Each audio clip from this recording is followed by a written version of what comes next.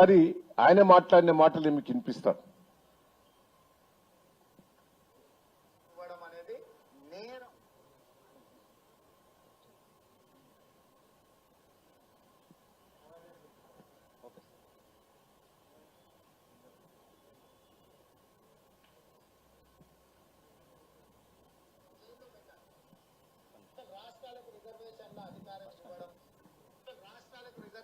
అధికారం ఇవ్వడం అనేది నేరం.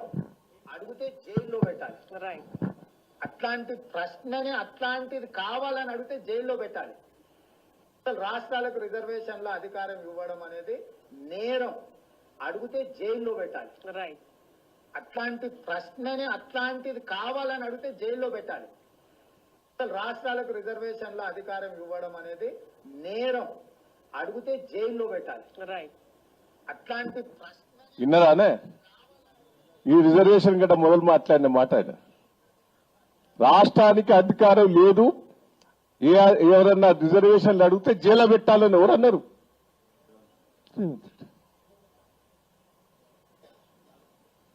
అంటే ఎంత ప్రజలను మోసం చేశాడు ఒక్కసారి మీరు ఆలోచించండి. ఇవాళ ఇంకో విషయం కూడా మీరు వినాలి. ఎక్కడన్నా మంత్రులు ఎమ్మెల్యేలను రేవంత్ రెడ్డి రివ్యూ చేసి మనకు ఎన్నికలు వస్తానే మీరు తయారుండు అని అన్నాడా? మేమన్నా వస్తాయో అని మేము ఆడాడే తిరిగినాం.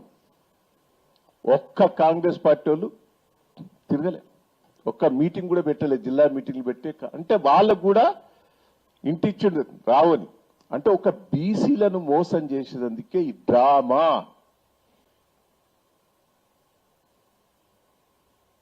నేను ఒక్కటే చెప్తున్నా బీసీ సంఘాలకు కూడా, ఈయన పోయి ఢిల్లీలో పొట్లాడాలి. రేవంత్ రెడ్డి గారు పోయి మోడీ గారి దగ్గర నాది ఆమోదం తెలుపుకొని ఆడగోసకు కొట్లాడాలి. అసొంటి రాష్ట్రంలో కొట్లాడి బీసీలో మోసం చేసినట్టే కదా. బీసీ సంఘాలందరూ కూడా ఇవాళ రేవంత్ రెడ్డి నూరికియాలే, రేవంత్ రెడ్డి నూరికియాలే.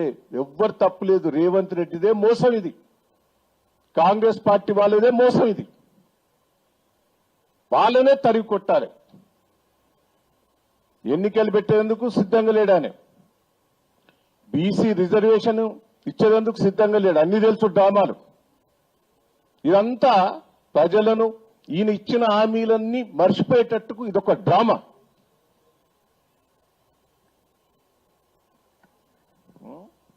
కేటీఆర్ గారు కూడా మొదలే చెప్పాడు ఇది. మనం ఢిల్లీ ఆమోదం లేని అది కూడా వినిపి నీ మొదలే అసెంబ్లీలో చెప్పాడు ఆయన క్లియర్ గా. దాని జవాబు చెప్పలే. పార్లమెంట్ లో చేయాల్సిన చట్టాన్ని ఇక్కడ చేస్తే ఎట్లా మీరు లాభం చేస్తారు, ఎట్లా బీసీలకు న్యాయం చేస్తారు? సమాధానం చెప్పండి. నెంబర్ 1.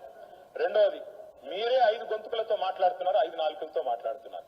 ఒకసారి రాజ్యాంగబద్ధంగా చేస్తామంటారు, ఇంకోసారి పార్టీ పరంగా ఇస్తామంటారు, ఒకసారి ఆర్డినెన్స్ అంటారు, ఒకసారి బిల్ అని చెప్పి మార్చిలో బిల్లు పాస్ చేసిండ్రు, ఇప్పుడు జీవో ద్వారా అంటారు. నేను ఇంకొక చిన్న ప్రశ్న అధ్యక్ష, ఎల్ఏ మినిస్టర్ గారు చెప్పాలా?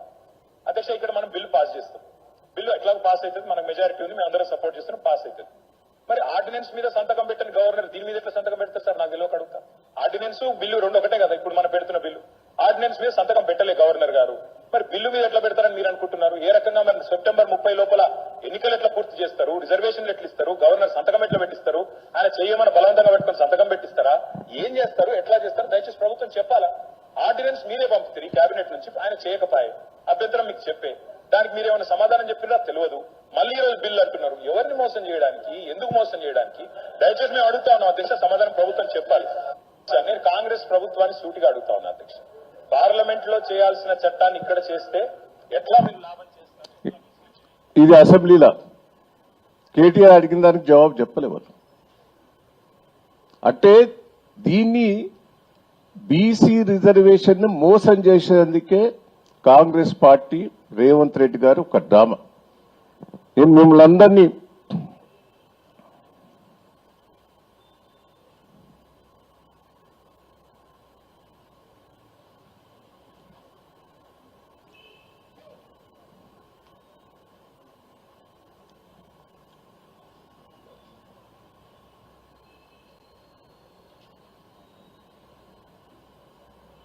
ఆర్టీసీది అదొక డ్రామా అని మీకు అర్థమైందా లేదా? ఇప్పుడు ఛార్జెస్ పెంచాడు. మళ్ళీ ఎవరి మీద పడతాయి? ఇప్పుడు దాన్ని ప్రైవేటీకరణ చేద్దామని కుట్ర చేస్తాడా అర్థమవుతలేదు.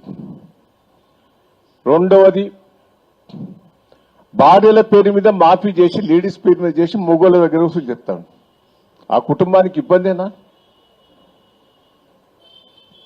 మళ్ళా డబల్ వసూలు చేస్తాడు. ఇచ్చిన దానికంటే డబల్ వసూలు చేస్తాడు. మహిళలకు ఫ్రీ బస్ అని, అది మోసమే మోసం. ఇలా 1300 కోట్లు ఆర్టీసీ కట్టాలి రాష్ట్ర ప్రభుత్వం. ఒక్క రూపాయి కూడా కట్టాలి ఇంతవరకు. ఫ్రీ బస్ కింద లో బడ్జెట్ ఉంటే దాన్ని కట్టను కూడా కట్టలేదు. అదొక మోసం. నేను మిమ్మల్ని అందరినీ దయచేసి ఇది అర్థం చేసుకోవాలి. ఇదంతా మోసపూరితమైన రేవంత్ రెడ్డి గారి పరిపాలన. ఇది మోసం చేసి అధికారంకి వచ్చావు, ఇంకా మోసం చేస్తాను. ఇప్పటికైనా బుద్ధి తెచ్చుకొని బీసీల దగ్గర తప్పు అని క్షమాపణ కోరి ఎన్నికలకు రావాలి. 420 హామీలు నిలబెట్టుకోకపోతే కూడా మేము కూడా ఉద్యమిస్తాం, వదిలిపెట్టేది లేదు. ప్రజలు కూడా అర్థం చేసుకోవాలి. ఇప్పటికే ఎన్నోసార్లు మోసం చేశాడు రేవంత్ రెడ్డి గారు. మోసపూరిత హామీలు ఇచ్చాడు. మళ్ళా అబద్దాలతోటి ప్రభుత్వాన్ని నడిపిస్తాడు. కేంద్రంతో అబద్దాలు ఆడతాడు. ఇటు కేంద్రం సహకరిస్తలేదని అదో మాట చెప్తాడు. కేంద్రం దగ్గర ఉండొచ్చు, కానీ నువ్వు ఇచ్చిన హామీలు నువ్వు నిలబెట్టుకున్నందుకు తయారు ఉండాలి. తయారు లేకపోతే వదిలిపెట్టేది లేదని కూడా ఈ సందర్భంగా తెలియజేస్తున్నా. ఇంకేమైనా అడుగుతారా? ఇంకొకటి, మీరు ఒక్కటే బీసీలకి నేను ఇది చేస్తా అది చేస్తా అంటాడు. ఒక నిమిషం మీరు వినండి. రిజర్వేషన్ పక్కా పెట్టండి. కేసీఆర్ గారు ఇచ్చిన బీసీలకు, రజకులకు, నాయ బ్రాహ్మణులకు ఉచిత కరెంట్ ఇచ్చి వాళ్ళకు లక్ష రూపాయలు ఇచ్చిండు. వీడు బంద్ చేసిండు కదా. 2, ముదిరాజులకు షాపలు, బెస్తవాళ్ళకు షాపలు ఇప్పటి వరకు కూడా ఇంకా రాలే. యాదవులకు గొర్రెలు అయ్యి బంద్ అయినాయి. అంటే బీసీలకు గతంలో కేసీఆర్ గారు చేసిన స్కీమ్స్ అన్ని బంద్ పెట్టారు. వీడు ఇంకా బీసీలకు చెప్తానని మాట్లాడుతున్నాడు. కరెంటు బిల్లులు కూడా కడతలేరు. బీసీలకు ఏదైతే చెప్పినాయో గతంలో కేసీఆర్ గారికి ఇచ్చినవన్నీ కూడా మొత్తం పక్కకు పెట్టావే. ఇంకా బీసీల గురించి మాట్లాడే హక్కు నీకు ఎక్కడిది?